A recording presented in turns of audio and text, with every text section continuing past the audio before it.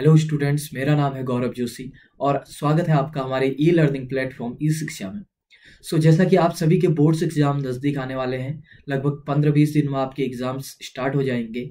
तो आप सभी स्टूडेंट्स के मन में एक फियर था कि फिजिक्स के किन टॉपिक्स को लास्ट टाइम पे हमें रिवाइज करना चाहिए, कौन से इंपॉर्टेंट टॉपिक्स हैं हमारे, और साथ ही साथ में किस टॉपिक को हमें कितना पढ़ना चाहिए।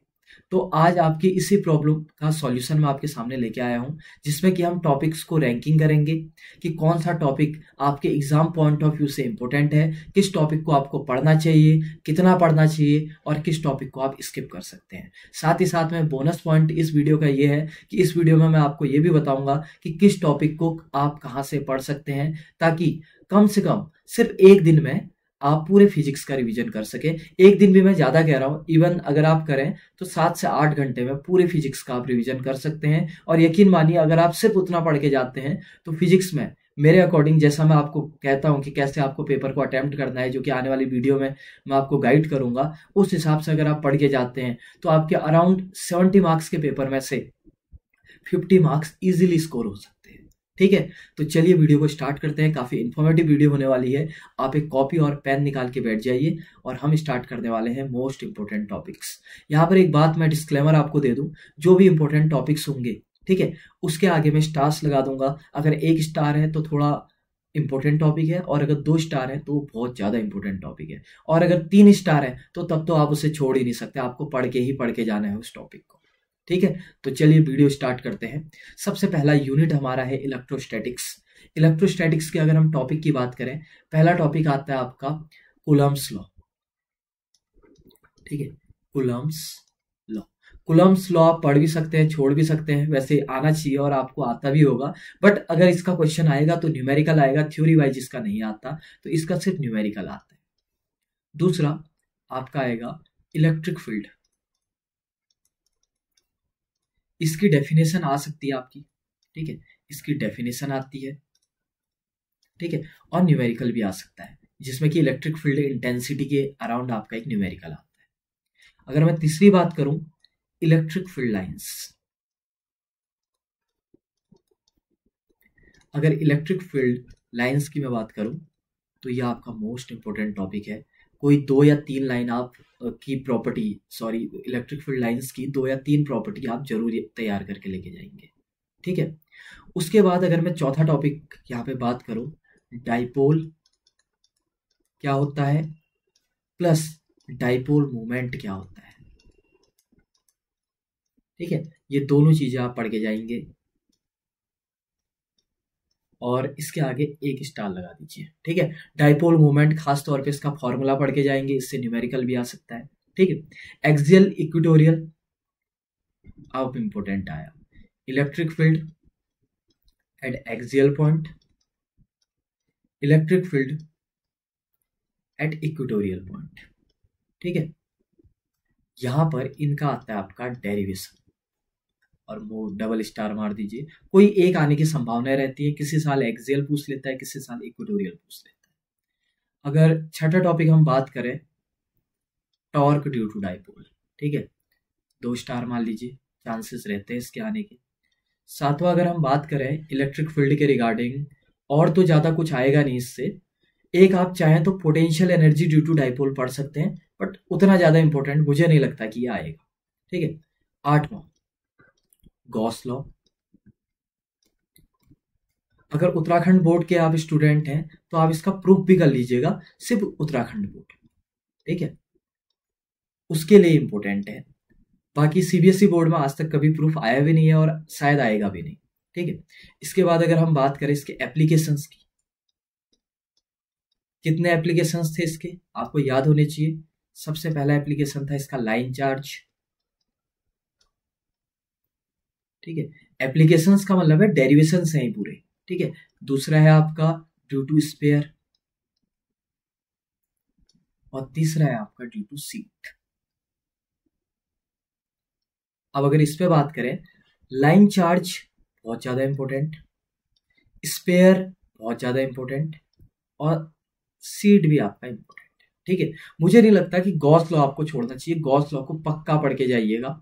ठीक है, और इनके सारे डेरिवेशंस, और ये सभी के सभी क्या है, डेरिवेशन से, पूरा तीनों डेरिवेशन से। ठीक हो गया। अब गॉस लॉ के बाद यहां पर आपका, अगर मैं दूसरा सेगमेंट बात करूं, अब आपका इलेक्ट्रोस्टैटिक पोटेंशियल वाला आता है। तो यहां पर पहला पॉइंट है आपका इक्विपोटेंशियल सरफेस, पोटेंशियल सरफेस। अब ये क्या आएगा, इसकी डेफिनेशन आ सकती है, बट डेफिनेशन से ज्यादा इंपॉर्टेंट है इसकी प्रॉपर्टीज पढ़ के ले जाइएगा। 2 या 3 प्रॉपर्टी होती है इक्विपोटेंशियल सरफेस की, कि ये क्रॉस नहीं करते हैं, सेम इलेक्ट्रिक फील्ड लाइन की तरह। कंफ्यूज मत कीजिएगा। अगली बात, ये इलेक्ट्रिक फील्ड के डायरेक्शन को बताते हैं। ऐसे करके इसकी 3 प्रॉपर्टीज आप याद करके लेके जाएंगे। ठीक है, ये थ्योरी है। हाँ, electric field line, this is theory and this is also theory. 10वीं अगर हम बात करें पोटेंशियल एनर्जी, इससे क्या आएगा, न्यूमेरिकल आता है generally, potential energy due to the system. और न्यूमेरिकल के लिहाज से ये बहुत ज्यादा इंपॉर्टेंट है, 2 स्टार देते हैं इसको। ठीक है, अभी तक 3 स्टार मैंने दिए नहीं है, बट ये नहीं कि आप 2 स्टार को छोड़ के जाए, 2 स्टार को करके ही जाना है। मेन यहाँ अधिकतर 90% जो टॉपिक्स है उनको मैं 2 स्टार ही दूंगा। ठीक है, 11वें टॉपिक की अगर हम बात करें तो पोटेंशियल एनर्जी हो गया, पोटेंशियल हो गया, उसमें ज्यादा इंपॉर्टेंट है नहीं कुछ। कैपेसिटेंस में अगर हम बात करें तो आप इसकी कैपेसिटेंस में, कैपेसिटर लिख देता हूं। कैपेसिटर में अगर सबसे पहले हम बात करें, इसकी डेफिनेशन ज्यादा इंपॉर्टेंट नहीं है, बट अब पूरा चैप्टर है तो आपको कुछ तो पता होना ही चाहिए। ठीक है, पैरेलल प्लेट कैपेसिटर पहले से बहुत आता था, अब चांसेस थोड़े कम है, बट इसको पढ़ लीजिएगा।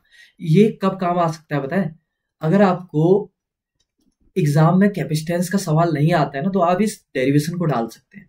ठीक है, तो नंबर मिल जाता है, एग्जामिनर को लगता है यार कुछ तो आता ही है इसे, तब पढ़ के आया है। ठीक है, अगला डाइलेक्ट्रिक, इसको जरूर पढ़ के जाइएगा, डाइलेक्ट्रिक पढ़ के जाएंगे आप। और एनर्जी स्टोर्ड, ठीक है, पहला चैप्टर असल में आप बोलेंगे पहली चैप्टर में इतने टॉपिक है, वैसे तो ज्यादा टॉपिक है नहीं। ठीक है, बट ये चैप्टर सबसे बड़ा है, बाकी के जो चैप्टर्स हैं उनमें आपको इतना सब कुछ नहीं मिलेगा। ठीक है, एनर्जी स्टोर्ड। और एक आप डाल सकते हैं जो कि बहुत रेयर चांसेस है, पिछले बार सीबीएसई बोर्ड में आया हुआ था। ठीक है, कैपेसिटेंस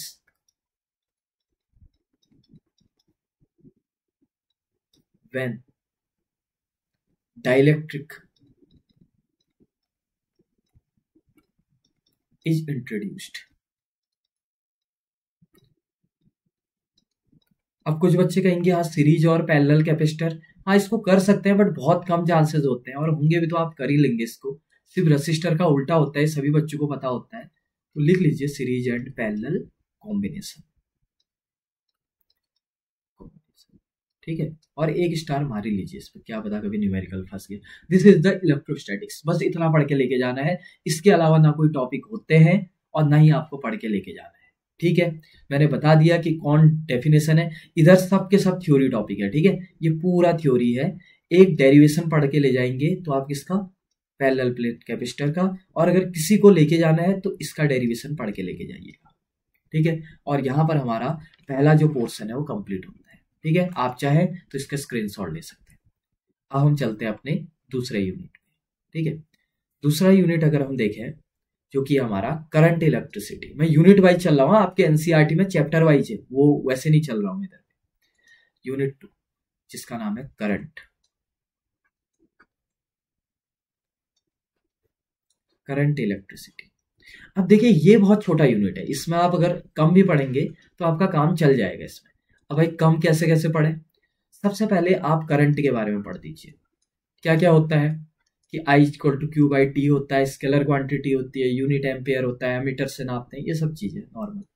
दूसरा, पिछले बार सीबीएसई बोर्ड में आया हुआ था ड्रिफ्ट वेलोसिटी, और एक बार यूके बोर्ड में आया हुआ था रिलैक्सेशन टाइम। इसका मतलब ये किसी भी बोर्ड में आ सकते हैं, इनके डेफिनेशन पढ़ के ले जाए। ड्रिफ्ट वेलोसिटी क्या होती है, वेलोसिटी जब इलेक्ट्रिक फील्ड के इन्फ्लुएंस से लगती है। रिलैक्सेशन टाइम क्या होता है, 2 सक्सेसिव कोलिजन के बीच में बिताया गया समय। ठीक है, तीसरा पॉइंट आप पढ़ सकते हैं, एक डेरिवेशन होता है V D equal to E upon M into tau, इसका डेरिवेशन। ठीक है, ये चौथा आप पढ़ सकते हैं, ये तो बहुत ज्यादा इंपॉर्टेंट है, अभी स्टार देता हूं मैं इसमें, NEAVD, ये वाला I और VD के बीच में रिलेशन। पांचवा आप पढ़ सकते हैं यहाँ पर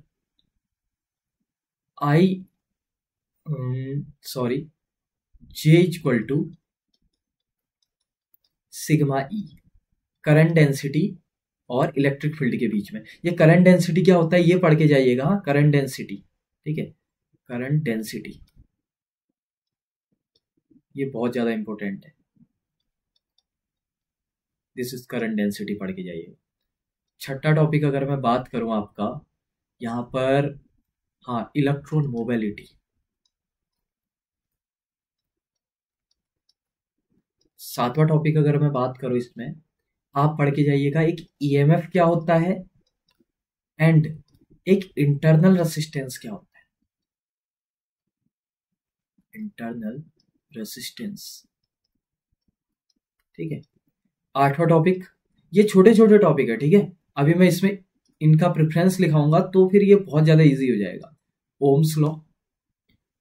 नौवां टॉपिक रेसिस्टेंस के बारे में, R equal to rho L upon A, 10वीं क्लास में पढ़ा था ना, इसको एक बार रिवाइज करना है। 9 हो गए।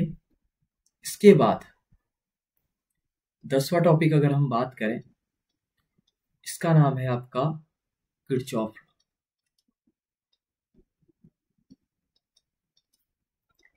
अब किरचॉफ रूल में क्या क्या पढ़ेंगे, पहला पढ़ना KCL क्या होता है, दूसरा पढ़ना KVL, किरचॉफ करंट रूल, ठीक है, लॉ, और किरचॉफ वोल्टेज लॉ। 11वां इसमें आता है Wheatstone bridge,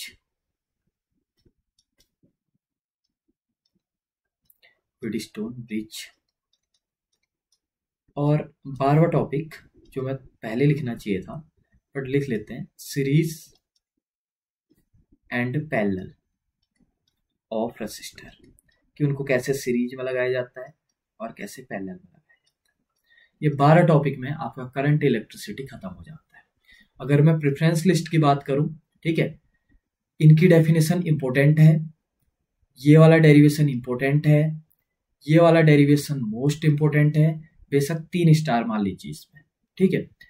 current density important है, इलेक्ट्रॉन मोबिलिटी इंपॉर्टेंट है, ईएमएफ और इंटरनल रेसिस्टेंस पता होना चाहिए, लिखा आ सकता है, ठीक है, 1 स्टार मार लीजिए।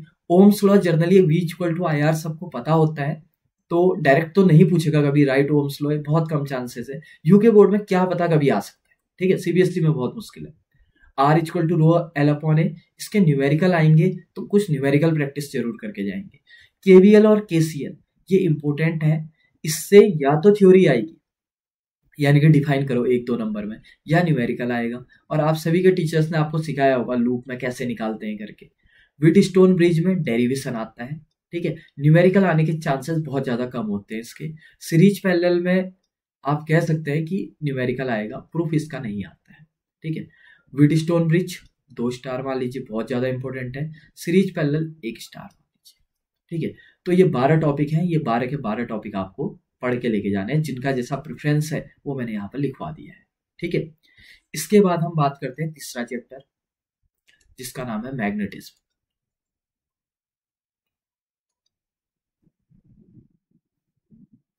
अब अगर मैग्नेटिज्म की मैं बात करूं तो मैं पहले ही आपको डिस्क्लेमर दे दूं, इसमें आपके 2 पोर्शन है, एक तो है मैग्नेटिज्म ड्यू टू करंट और तीसरा है अर्थ मैग्नेटिज्म। तो अर्थ मैग्नेटिज्म मैंने बहुत टाइम से ना पढ़ रखा है, इवन मैंने बहुत साल हो गए, ठीक है, और मेरे को ये पढ़ाना ज्यादा मतलब अच्छा लगता भी नहीं है, और सही बताऊं तो मेरे पढ़ा नहीं है तो मेरे को ज्यादा आता भी नहीं है, मेरे को ज्यादा नॉलेज भी नहीं है। 2-3 पेज का चैप्टर है, क्योंकि पहले से अब मन नहीं करता तो मैंने पढ़ाना ही छोड़ दिया, और इवन बच्चे भी खुद ही से कर लेते हैं क्योंकि थोड़ा ज्योग्राफी टाइप का वो हो जाता है, ठीक है। तो इसीलिए उसका मैं यहाँ पर नहीं बताऊंगा, जिसका वेटेज मुश्किल से 5 या 10% होगा।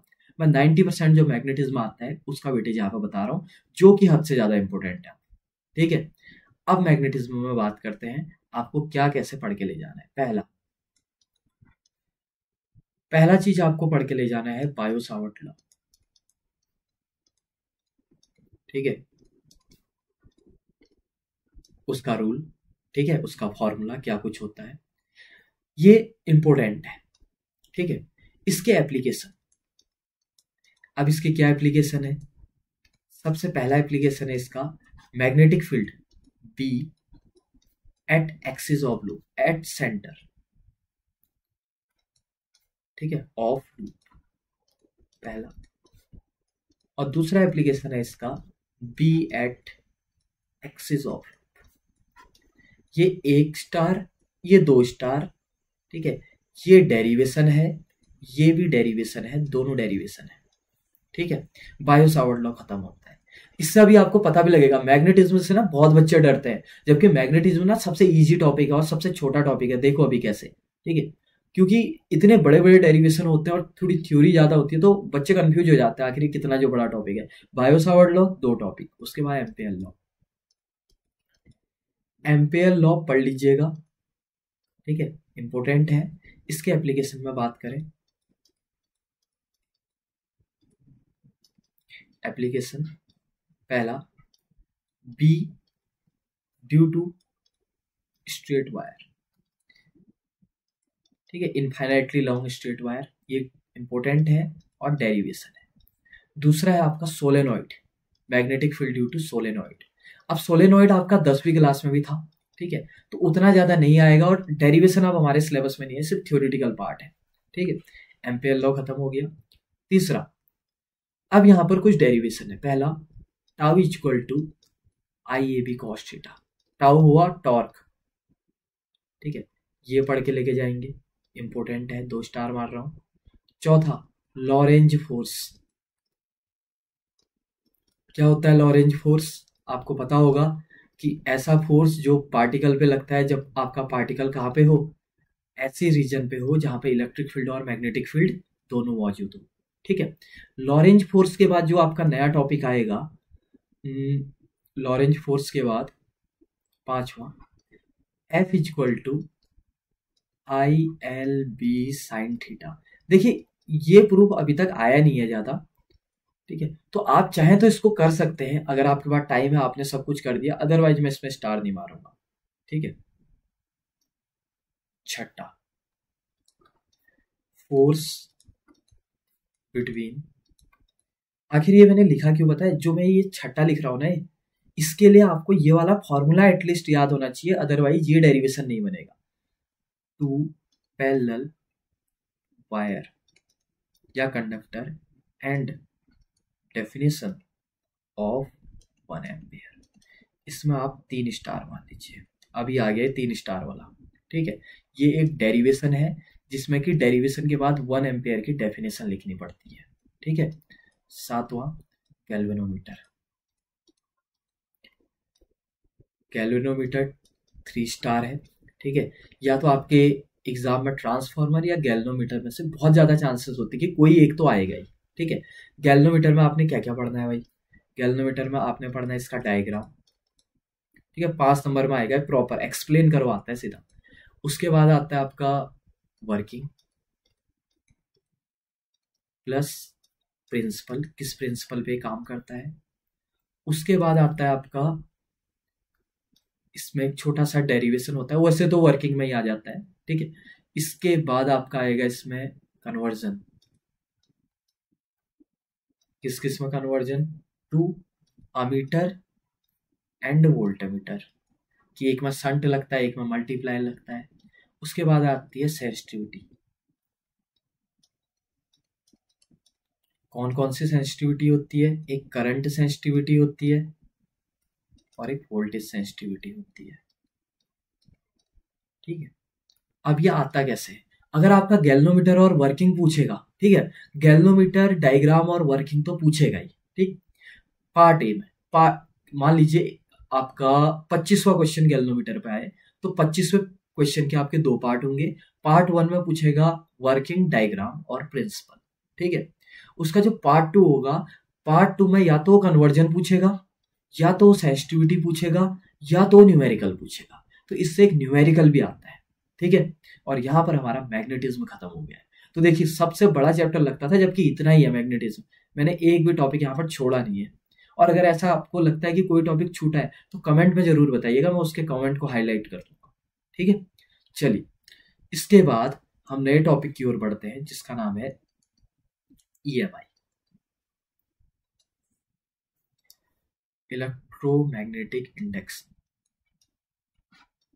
इसमें क्या आता है, ठीक है, सबसे पहले तो सबसे ज्यादा जो चांसेस है वो आएगा कि इसी को डिफाइन करो,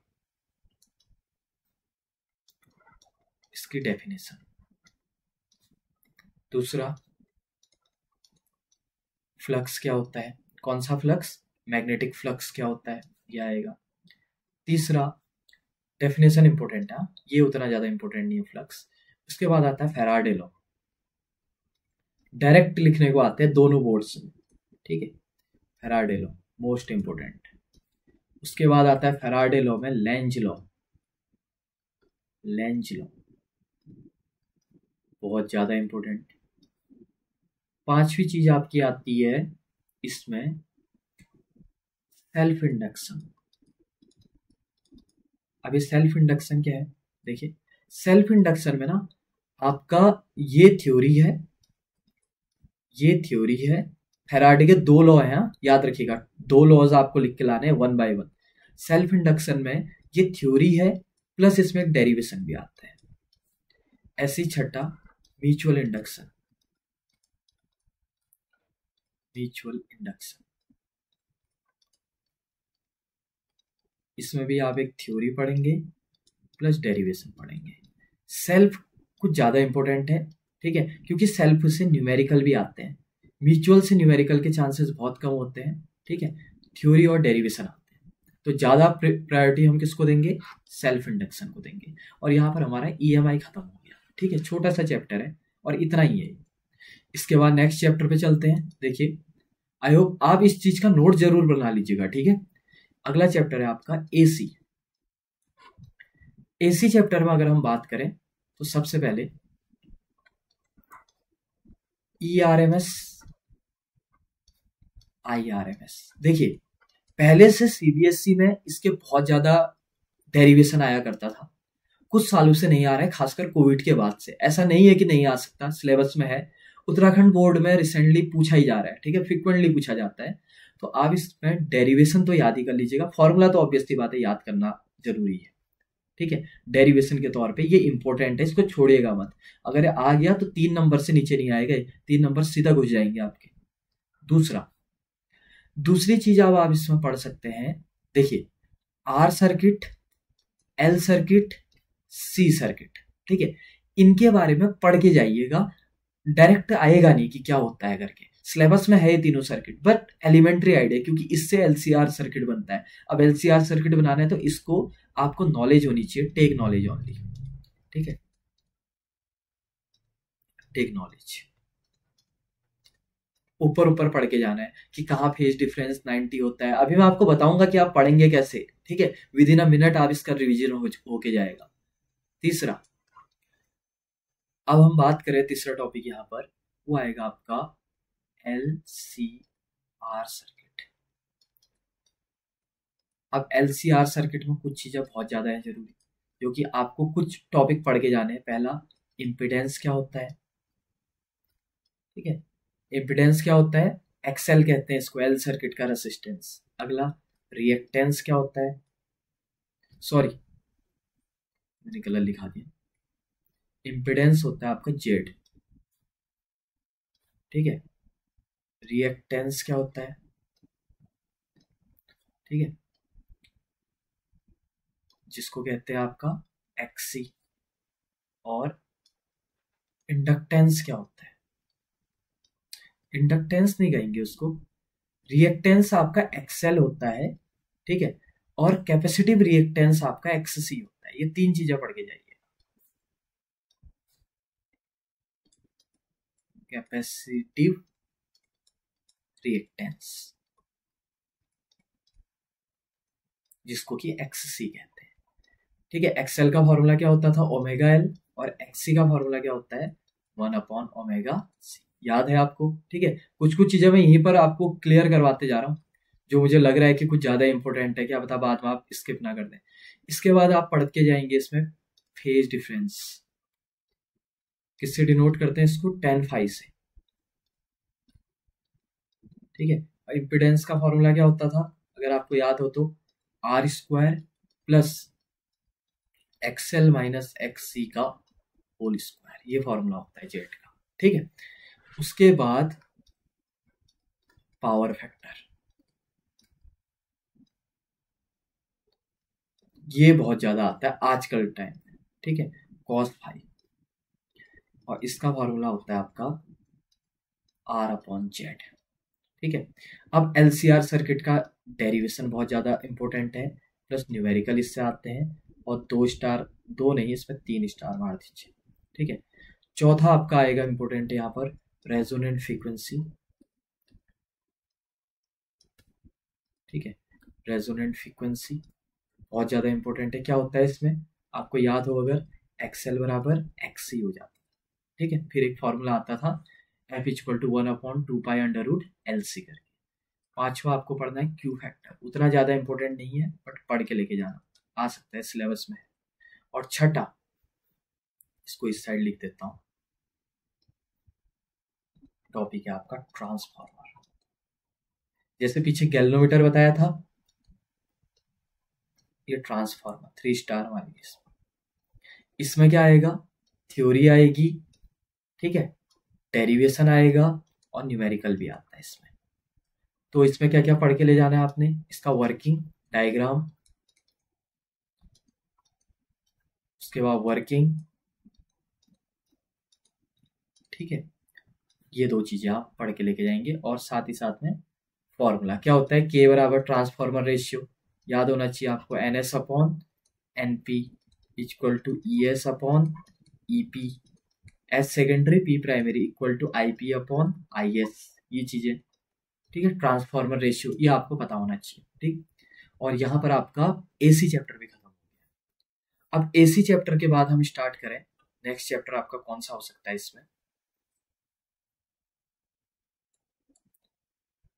एक छोटा सा चैप्टर है EM वेव।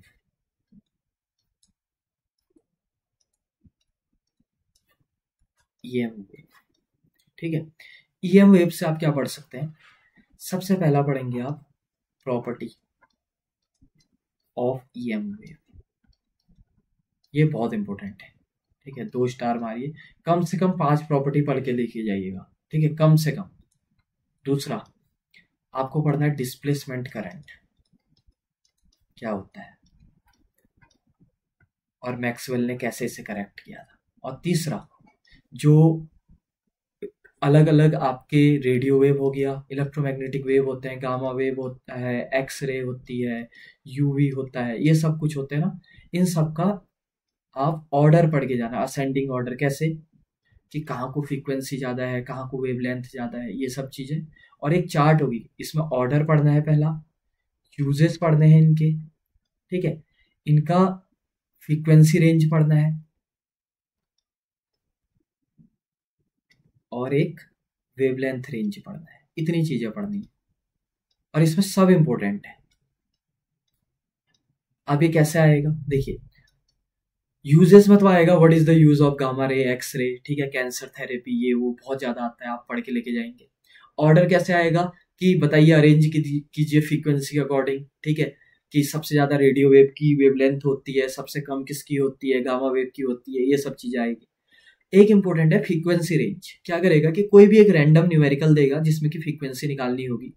अब बोलेगा कि बताइए कौन से रीजन में आ रहा है, आपके कौन से इलेक्ट्रोमैग्नेटिक वेव के रीजन में आ रहा है, तो उसके लिए आपको रेंज पता होनी चाहिए। कैसे पता होगी, आपके कोई भी रिफ्रेशर या एनसीईआरटी में एक चार्ट है जिसमें कि फ्रीक्वेंसी रेंज है, ठीक है, वहां पर आपको पूरा ही मिल जाएगा। बाकी वीडियो के लास्ट में देखिए, मैं आपको इसका पूरा बताने वाला हूँ कि कहाँ से आप इन चीजों को देख सकते हैं। उसके बाद चौथी चीज चलते हैं, यहाँ पर ही खत्म हो चुका है, ठीक है, EM वेव इतना ही है, ये इंपॉर्टेंट है, ये इंपॉर्टेंट है, इसको आप छोड़ नहीं सकते। इसके बाद हम बात करें, इसमें डेरिवेशन नहीं है, ये इलेक्ट्रोमैग्नेटिक वेव में मोस्ट इंपॉर्टेंट ऑप्टिक्स, आप सबका फेवरेट चैप्टर ऑप्टिक्स। स्टार्ट करते हैं ऑप्टिक्स से, ठीक है, पूरा जोश भर लीजिए। ऑप्टिक्स में सबसे पहले हम पढ़ेंगे पार्ट 1 मिरर। देखिए, जिसके पास टाइम है वो इमेज फॉर्मेशन देख के जाइएगा, अदरवाइज आते नहीं है, आएगा भी तो 1 नंबर का आएगा, छोड़ दीजिएगा, कोई दिक्कत नहीं, ठीक है, जिससे बनेगा ही नहीं। तो सबसे पहले आप सिर्फ एक टॉपिक पढ़ के जाएंगे यहाँ पर, मिरर फॉर्मूला। इससे क्या आएगा, इससे आपका डेरिवेशन तो सबसे ज्यादा चांसेस है, न्यूमेरिकल भी बहुत इसके आते हैं, तो कुछ न्यूमेरिकल और कुछ एक डेरिवेशन की इसकी प्रैक्टिस करके लेके जाइए। अब आप बोलेंगे मिरर फॉर्मूला किस पे बनाया, कॉन्वेक्स पे बनाया, कॉनकेव पे बनाया। टाइम है तो दोनों पे बनाइए क्योंकि टफ नहीं है, अदरवाइज सिर्फ कॉनकेव पे बना के लेके जाइएगा। ठीक है, यहाँ पर मिरर वाला पोर्शन खत्म हो गया, इसके मतलब रिफ्लेक्शन खत्म हो गया। अब आएगा आपका रिफ्रैक्शन।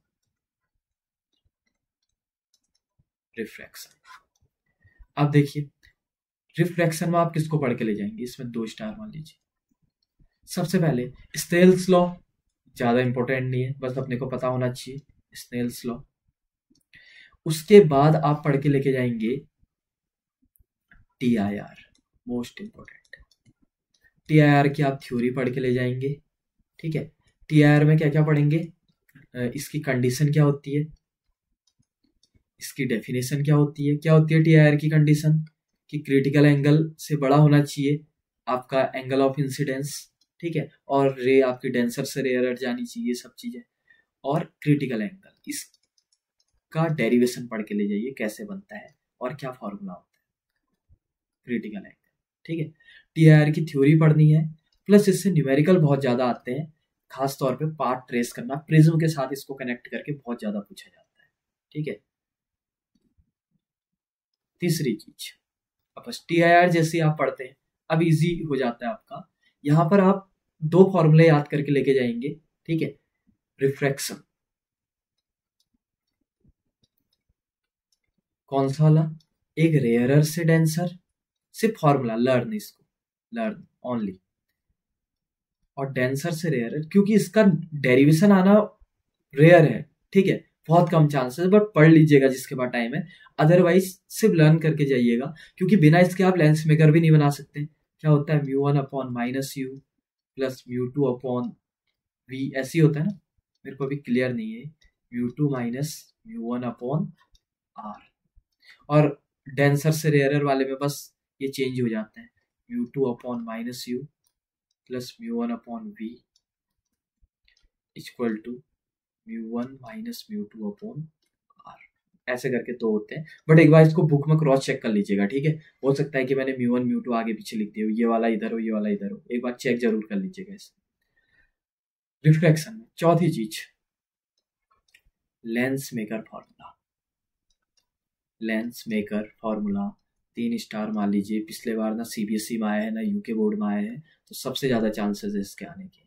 5वां, लेंस मेकर अगर नहीं आएगा तो क्या आएगा, combination of lens, combination of 2 lenses, जिसमें कि फॉर्मूला बनता है 1/f equal to 1/f1 plus 1/f। ठीक है, ये कौन सा ऑप्टिक्स की बात कर रहे हैं हम, ये अभी हम रे ऑप्टिक्स की बात कर रहे हैं। ठीक है, रे। उसके बाद देखिए ये इंपॉर्टेंट है, अब जो जो मैं यहाँ पर लिखा रहा हूँ इस पर 2 स्टार मान लीजिएगा। इसके बाद ये डेरिवेशन है, ये डेरिवेशन है, ये डेरिवेशन है। इसके बाद बात करेंगे हम छठा, लेंस फॉर्मूला। लेंस फॉर्मूला, ये डेरिवेशन है। ठीक है, क्या फॉर्मूला होता है, 1/f equal to 1/v minus 1/u। उसका मैग्निफिकेशन पढ़ लीजिएगा। ठीक है, ऐसी मैग्निफिकेशन इसमें भी पढ़ लीजिएगा, मिरर फॉर्मूला में ऑब्वियस सी बात है, लिख लीजिए मैग्निफिकेशन। ठीक है, ऐसे यहाँ पर भी मैग्निफिकेशन पढ़ लीजिए। इसके बाद यहाँ पर 7वां, प्रिज्म। प्रिज्म के कुछ फॉर्मूले पढ़ लीजिएगा, खास तौर पे प्रिज्म फॉर्मूला पढ़ के लेके जाइए, बहुत ज्यादा इंपॉर्टेंट है। ठीक है, 3 स्टार।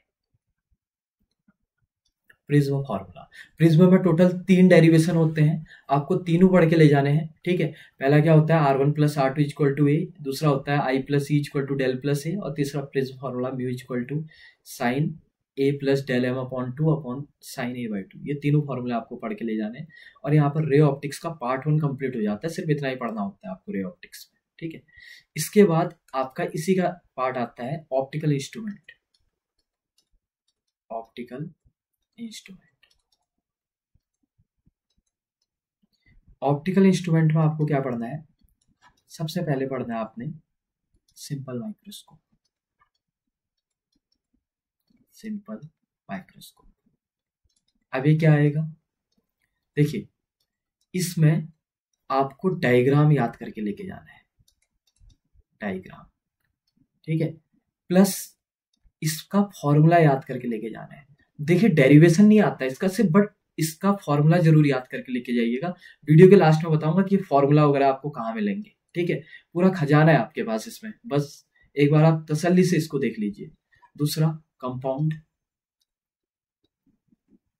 कंपाउंड माइक्रोस्कोप, इसमें भी डायग्राम प्लस फॉर्मूला। ठीक है, और तीसरा, टेलीस्कोप। टेलीस्कोप में भी आपने देखना है डायग्राम प्लस फॉर्मूला। ठीक है, तो ये 3 चीजें हैं। अब टेलीस्कोप भी 2 टाइप के होते हैं। देखिए, एक होता है रिफ्लेक्टिंग और एक होता है रिफ्रैक्टिंग। आज तक सबसे ज्यादा ये आता था, ये ज्यादा इंपॉर्टेंट था, और ये थोड़ा कम था, बट इसके आने के चांसेस मुझे लगता है कि ज्यादा है।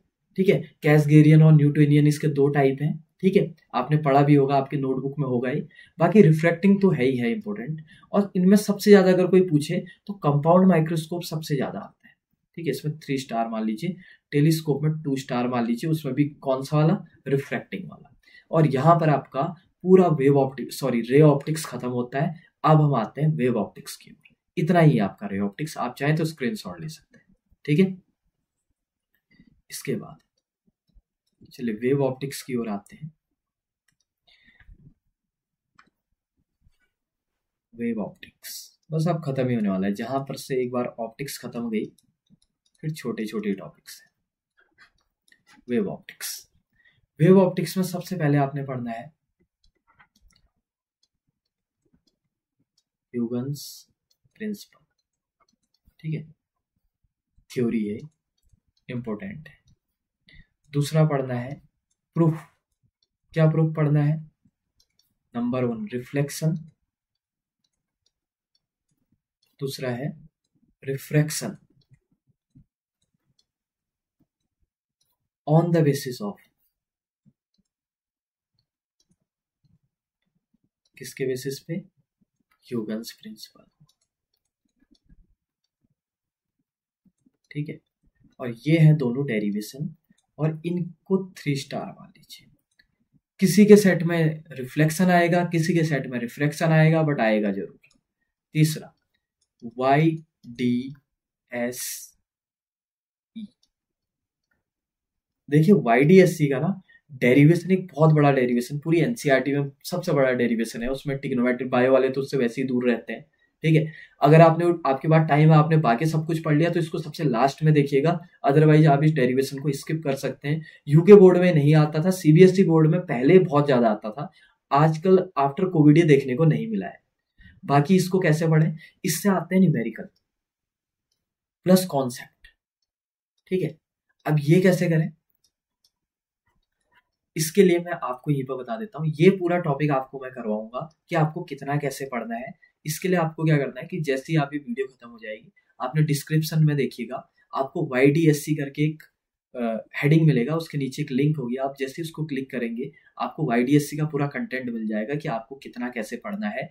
खासकर उन बच्चों के लिए जिनको डेरिवेशन नहीं याद करना है, तो कॉन्सेप्ट कैसे बनेंगे, क्योंकि डेरिवेशन तो अकेला उसका आधे घंटे का है। ठीक है, और अगर अभी मैंने वो वीडियो बनाया नहीं है, इसके बाद मैं उसको बनाऊंगा। ठीक है, और शायद जब तक आप देखेंगे तब तक वो अपलोड हो जाएगा, और अगर नहीं हुआ है, आप फ्रिक्वेंट सीधे डायरेक्टली इसको देख रहे हैं, तो बीच बीच में एक बार इसको चेक कर कीजिएगा, बट मोस्ट प्रोबेबली तब तक ये अपलोड हो जाएगा। अब YDSC में क्या चक्कर है कि अगर आप डेरिवेशन को छोड़ देते हैं, तो न्यूमेरिकल और कॉन्सेप्ट के लिए आपको सारे फॉर्मूले पता होने चाहिए, इसीलिए YDSC बहुत ज्यादा इंपॉर्टेंट है, और ये इतना ही है। ठीक है, चौथा, इंटरफेरेंस वर्सेस डिफ्रैक्शन, दोनों की डेफिनेशन। ठीक है, दोनों क्या होते हैं, खासकर डिफ्रैक्शन इंटरफेरेंस के फॉर्मूले क्या होते हैं, डिफ्रैक्शन के फॉर्मूले क्या होते हैं, ये हमको पढ़ के जाना है। और इन दोनों में डिफरेंस बहुत ज़्यादा पूछा जाता है। बस इतना ही हमारा वेव ऑप्टिक्स है, ठीक है। और ये डिफ्रैक्शन के बारे में भी मैं वीडियो के लास्ट में बताऊँ, ठीक है, वहाँ ये डिफ्रैक्शन भी हमारा कवर हो जाएगा। वेव ऑप्टिक्स खत्म होने के बाद हमारा जो अगला टॉपिक आता है वो आता है डुअल नेचर। बस सब छोटे छोटे टॉपिक है। डुअल नेचर में भाई क्या पढ़े हम? डुअल नेचर में हम पढ़ेंगे सबसे पहले आइंस्टाइन एक्सप्लेनेशन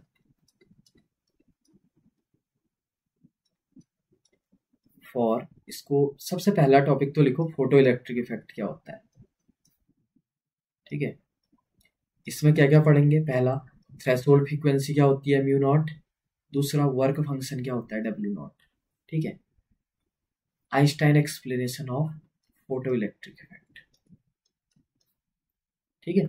इसके बाद दूसरा टॉपिक ये था। तीसरा जो इंपॉर्टेंट है कि affect of frequency and kinetic energy in photo electric effect. और चौथा, थ्योरी के बेसिस पे, ये सब थ्योरी है, ठीक है, all are theory, this is theory, this is theory, this is theory. ये ग्राफ, कुछ ग्राफ्स होते हैं कि इंटेंसिटी पे क्या असर पड़ेगा, फ्रीक्वेंसी पे क्या असर पड़ेगा। ये ग्राफ मैं आपको करवाऊंगा, इसका लिंक भी आपको डिस्क्रिप्शन में मिल जाएगा। वीडियो के लास्ट में मैं आपको पूरे अच्छे तरीके से समझाता हूँ कि किसका क्या कॉन्सेप्ट है, ठीक है। ये सब चीज़ें आपको कहाँ पे मिलेंगी। और सबसे मेन है पांचवा, इसके फॉर्मूले, क्योंकि आना तो इससे न्यूमेरिकल ही है और इसमें कम से कम 10 से 15 फॉर्मूले हैं, ठीक है। तो वो भी मैं आपको वीडियो के लास्ट में बताऊंगा। तो लास्ट में आपको बहुत सारी चीजें मिलने वाली है, ठीक है। और यहाँ पर ये चैप्टर खत्म होता है, डुअल नेचर सिर्फ इतना ही पढ़ के लेके जाना है, इससे ज्यादा कुछ नहीं। हाँ, एक चीज आप पढ़ सकते हो, de Broglie wavelength, de Broglie wavelength, इसका डेरिवेशन, दोनों को इक्वल कर दिया था ना, एमसी स्क्वायर और एच न्यू को, अगर आपने देखा है तो, वेवलेंथ, ठीक है। ये डेरिवेशन ये लेके जाना है। और यहाँ पर डुअल नेचर भी खत्म। डुअल नेचर के बाद आपका नया टॉपिक आता है एटम, ठीक है। एटम, एटम में अगर हम बात करें तो सबसे पहला टॉपिक आप पढ़ेंगे discovery of nucleus, discovery of nucleus, discovery of nucleus पढ़ेंगे। ये थ्योरी है वो गोल्ड फॉइल वाला जो आपने 9th क्लास में पढ़ा होगा। दूसरा, distance of closest approach, closest approach, ये सीबीएसई वालों का फेवरेट है, यूके बोर्ड में भी है, ठीक है। और मैंने यूके बोर्ड में पहले ही कहा है कि सीबीएसई बोर्ड के पैटर्न बहुत ज्यादा फॉलो होते हैं यूके बोर्ड में। तो मोस्ट इंपोर्टेंट है ये डेरिवेशन है डिस्टेंस ऑफ क्लोजेस्ट अप्रोच की। तीसरा, आपको पढ़ना है रदरफोर्ड मॉडल। अब रदरफोर्ड मॉडल में ना, आपको असल में रदरफोर्ड का मॉडल नहीं पढ़ना है, इसमें आपको इसके लिमिटेशन पढ़ के ले जाने हैं, लिमिटेशन। और ये बहुत ज्यादा इंपॉर्टेंट है कि रदरफोर्ड का क्या लिमिटेशन था। याद है, इलेक्ट्रोमैग्नेटिक थ्योरी को वायलेट करता था ये रदरफोर्ड मॉडल। और क्या पॉजिटिव चीज थी कि उससे पहले थॉमसन मॉडल, वाटरमेलन मॉडल वगैरह आते थे जिसमें ना न्यूक्लियस होता था ना कुछ होता था। यहाँ इसने इस चीज की खोज की थी, ठीक है। चौथा, इसमें पढ़ के लेके जाएंगे आप बोहर मॉडल। बोहर मॉडल में सबसे इंपॉर्टेंट है आपका बोहर के पोस्टुलेट्स। अब आप बोलेंगे पोस्टुलेट्स कैसे याद होंगे, ठीक है। इसको याद करने के लिए आपके पास तरीका है कि आप कुछ डेरिवेशन बनाएंगे, जो कि क्या होगा, बोहर रेडियस, बोहर वेलोसिटी और total energy, Bohr total energy. अब आप बोलेंगे एन क्यों लिख रहे हैं, ये है nth ऑर्बिट के लिए, Bohr radius of nth orbit, velocity of nth orbit और energy of nth orbit.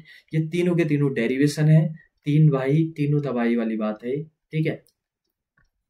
3 star मार दीजिए, गारंटीड टॉपिक है, ठीक है। पॉस्टुलेट जस्ट थ्योरी है, और ये तीनों डेरिवेशन जब आप बनाते हैं तो आपको ये दोनों पॉस्टुलेट बोहर के लगाने पड़ते हैं, अदरवाइज नहीं बनता है। ठीक है। पांचवा, हाइड्रोजन का स्पेक्ट्रम बनाना है। पहले से बनाने को आता था, अब इसको लर्न तो करना है, साथ ही साथ में इससे न्यूमेरिकल बहुत ज्यादा आते हैं। ठीक है। तो इतनी चीजें हैं आपके पूरे एटम चैप्टर में, सिर्फ इतना ही पढ़ना है। इसके बाद हमारा सेकंड लास्ट चैप्टर आता है जिसका नाम है न्यूक्लियस। ठीक है। हमारा सेकंड लास्ट चैप्टर है न्यूक्लियस, छोटा सा चैप्टर है। न्यूक्लियस चैप्टर में सबसे पहली चीज आपने पढ़नी है जो कंपोजिशन। कंपोजिशन में क्या पढ़ना है आपने कि न्यूक्लियर रेडियस क्या होता है, ये डेरिवेशन है पूरा कंपोजिशन में। और उसके बाद आपने पढ़ना है डेंसिटी।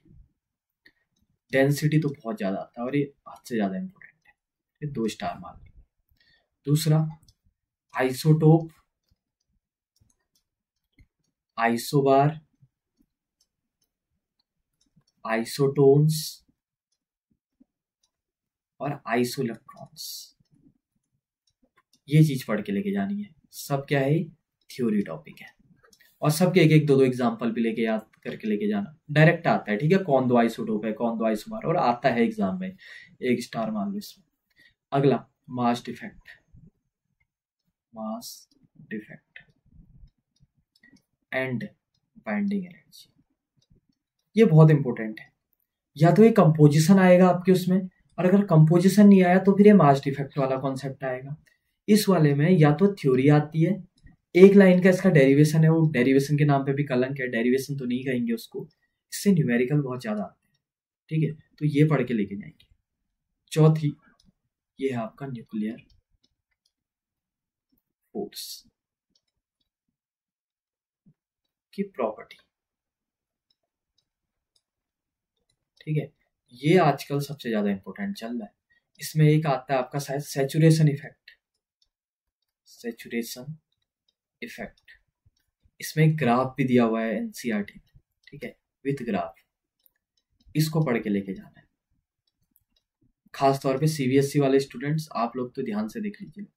ठीक है, ये आपका न्यूक्लियर फोर्स, तो ये आपका पूरा न्यूक्लियस रहा। और यहाँ पर हमारे लगभग सारे चैप्टर हो गए, सिर्फ लास्ट चैप्टर बचा हुआ है जिसका नाम है semiconductor.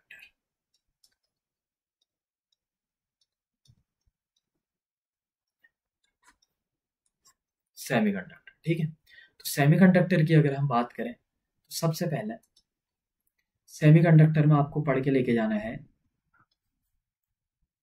Band theory. Band theory बताया था, सेमीकंडक्टर, कंडक्टर, इंसुलेटर, इनके बीच में डिफरेंस बताता है। दूसरा आपने पढ़ाना है, लेके जाना है इंस्ट्रिंसिक वर्सेस एक्सट्रिंसिक। ठीक है, डिफरेंस, ये सब थ्योरी है, इसमें तो सबके सब पूरा थ्योरी चैप्टर ही थ्योरी है। वैसे इससे न्यूमेरिकल आते हैं, बस एक ही न्यूमेरिकल आया था, वो एनसीईआरटी का, पिछले साल सीबीएसई ने पता नहीं कैसे पूछ दिया, उसने पूरी थ्योरी छोड़ के न्यूमेरिकल डाल दिया, वो एनसीईआरटी में एक ही था। ठीक है, जब ये चैप्टर कराएंगे तो उस टाइम पे वो न्यूमेरिकल भी मैं यहाँ पर डिस्कस करूंगा। फिलहाल के लिए हम तो तैयारी उस चीज की करेंगे ना जिसके चांसेस 99% है। अब 1% के लिए तो नहीं देख सकते, अब जिसको देखना होगा वो न्यूमेरिकल देखेगा एनसीईआरटी में, जिसका सब कुछ हो चुका होगा।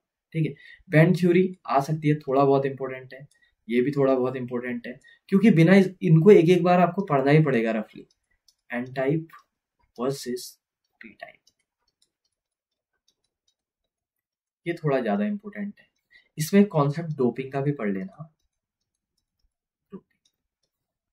चौथा, पीएन जंक्शन क्या होता है, यह आपने को पता होना चाहिए, एग्जाम में नहीं आता बताने को, मतलब। पांचवा आता है इसमें डिप्लेशन लेयर। डिप्लेशन लेयर की फॉर्मेशन, कि कैसे बनता है depletion layer, formation of the depletion layer most important है। उसके बाद आता है biasing. Biasing of PN junction, दो तरीके की बायसिंग होती है, एक फॉरवर्ड बायसिंग, एक reverse biasing. Forward bias, reverse bias, दोनों में डिफरेंस पूछता है, एक में करंट मैक्सिमम होती है, एक में नहीं होती है, ये सब चीज़ें। ठीक है, इनमें सबसे इंपॉर्टेंट है इनका जो पूछा जाता है वी आई करेक्टरिस्टिक्स। ये ग्राफ होता है जिसमें नी वोल्टेज के बारे में हम पढ़ते हैं। ठीक है, उसके बाद सातवीं चीज पूछता है रेक्टिफायर। क्या होता है? एक ऐसा डिवाइस जो एसी को डीसी में चेंज करता है। दो तरीके के रेक्टिफायर होते हैं, पहले हाफ वेव रेक्टिफायर और दूसरा होता है आपका फुल वेव रेक्टिफायर। इनका क्या आता है? 5 नंबर का क्वेश्चन आता है, डायरेक्ट डायग्राम आता है इनका, वर्किंग आती है इनकी, और ग्राफ बनाना होता है इसमें। ठीक है, और एक लास्ट टॉपिक, एक लाइन का टॉपिक है जिसको कहते हैं फिल्टर सर्किट। आप चाहें तो इसको भी पढ़ सकते हैं। और यहाँ पर हमने पूरा सेमीकंडक्टर, इवन पूरा फिजिक्स का हर एक टॉपिक उसके यहाँ पर, एक मिनट, 3 स्टार वाली चाहिए और यहाँ पर 2 स्टार वाली चाहिए, उसकी प्रायोरिटी वाइज हमने यहाँ पर देख ली है। ठीक है, कि कौन सा टॉपिक आपका कितना इंपॉर्टेंट है और किस टॉपिक को आप कितना ध्यान दे सकते हैं। ठीक है, अगर मैं यहाँ पर आपको शुरुआत से अगर ऊपर को लेके जाऊं तो ये देखिए आप, दिस इज, अब आपने नोट्स भी बना लिए होंगे। ठीक है, और यहाँ तक हमने हर एक ईच एंड एवरी टॉपिक को यहाँ पर लिख दिया है, अरेंज कर दिया है। और अब इससे ज़्यादा आपकी मदद इसमें नहीं की जा सकती, क्योंकि अब इससे ज़्यादा क्या की जा सकती है? ठीक है, इस फॉर्म में, बाकी तो अभी बहुत ज़्यादा मदद की जा सकती है। अब हम बात करते हैं कि क्या क्या मदद की जा सकती है। ठीक है, वीडियो का लास्ट है जिसकी मैं बात तब से कर रहा था, मदद, क्या मदद की जा सकती है। नंबर 1, कि जो भी आपने फॉर्मूलाज बोले उनकी सीट कहाँ से आएगी? Formula seat, formula seat. दूसरा, क्या इन चैप्टर्स को हम कम टाइम में पढ़ सकते हैं? Chapter full. ठीक है, वन शॉट कह सकते हैं इसको, मतलब एक बार में कहाँ से पढ़ें। ठीक है, तीसरा, इंपोर्टेंट टॉपिक की डेरिवेशन। अगर हमको मान लीजिए लेंस मेकर फॉर्मूला नहीं आता, मुझे सिर्फ उसका डेरिवेशन देखना है, तो कहाँ से देखें? ठीक है, तो देखिए, फॉर्मूला सीट हो गया, चैप्टर हो गया ही, और चौथा कुछ टॉपिक। ठीक है, जैसे फॉर एग्जांपल गैल्वेनोमीटर, 5 मार्क्स वाले topic, individual topic, individual topic, ये सब चीजें अगर आपको मिल जाए तो आपका पूरा काम हो जाए। ठीक है, और 5वां न्यूमेरिकल।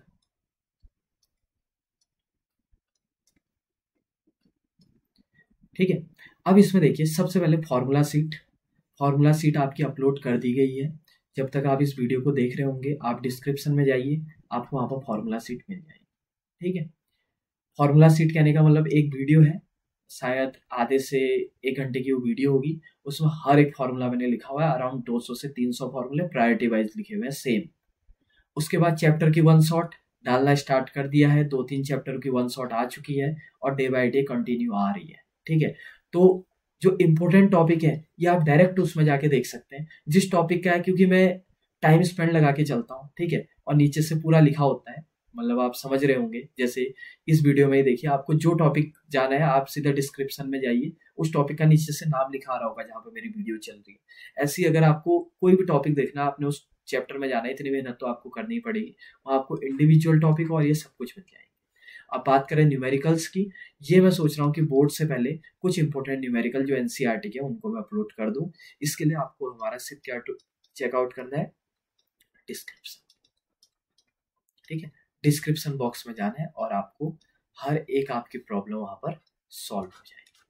ठीक है, आई होप आपको यहाँ तक का ये कॉन्सेप्ट हमारा पूरा अच्छा लगा होगा, हमारी मेहनत अच्छी लगी होगी, हमारा प्रयास अच्छा लगा होगा। ठीक है, रात के 2-3 बजे हुए हैं, इसीलिए थोड़ा बहुत साउंड डल हो सकता है, क्योंकि मैं चाहता था कि पूरी तसल्ली के साथ वीडियो बनाया जाए। ठीक है, इसलिए काफ़ी रिलैक्स्ड पोजीशन पे मैंने वीडियो बनाई है, और ताकि आप लोगों को एक बहुत अच्छा कंटेंट मैं यहाँ पर प्रोवाइड करा पाऊँ, और यह आपके लिए बहुत ज़्यादा बेनिफिशियल रहेगा। जो भी सीरियस स्टूडेंट इसको फॉलो करता है उसको बेहतर अपने आप में कुछ ना कुछ फिजिक्स में सुधार मिलेगा, और इतने टॉपिक्स को अगर कोई पढ़ के लेके जाता है तो नो डाउटली, ठीक है, अनडाउटली उसके 50+ मार्क्स इजीली आ जाएंगे। 45 प्लस तो आप लेके चलिएगा, ठीक है। और 45 अगर यहाँ से आगे 55, 65, 75, फिजिक्स में 75 एक डिसेंट मार्क्स होते हैं, क्योंकि फिजिक्स में हाईएस्ट मार्क्स लाना वैसे भी बहुत टफ होता है, ठीक है। आई होप यहाँ तक आपको ये समझ में आया होगा। अगर वीडियो पसंद आई तो वीडियो को एज यूजुअल लाइक कर दीजिए, चैनल को सब्सक्राइब कर लीजिए, डिस्क्रिप्शन बॉक्स को चेकआउट करते रहिएगा, क्योंकि और साथ ही साथ हमारे वीडियो सेक्शन को, क्योंकि डे बाय डे जब तक आपका एग्जाम नहीं होता कुछ ना कुछ कंटेंट आने वाला है। बीच में बहुत बड़ा गैप हो गया था, कुछ रीजंस की वजह से मैं अपलोड नहीं कर पाया था, बट हाँ अब ये कैमरा हमेशा खुला है, लैपटॉप खुला है, जस्ट आना है, वीडियो बनाना है और आप लोगों को वीडियो प्रोवाइड करवाना है। तो आप लोग भी तैयारी में लग जाइए, मैं भी यहाँ पर से कंटेंट देना चालू करता हूँ, ठीक है। तो चलिए मिलते हैं अगली वीडियो में। Thank you very much.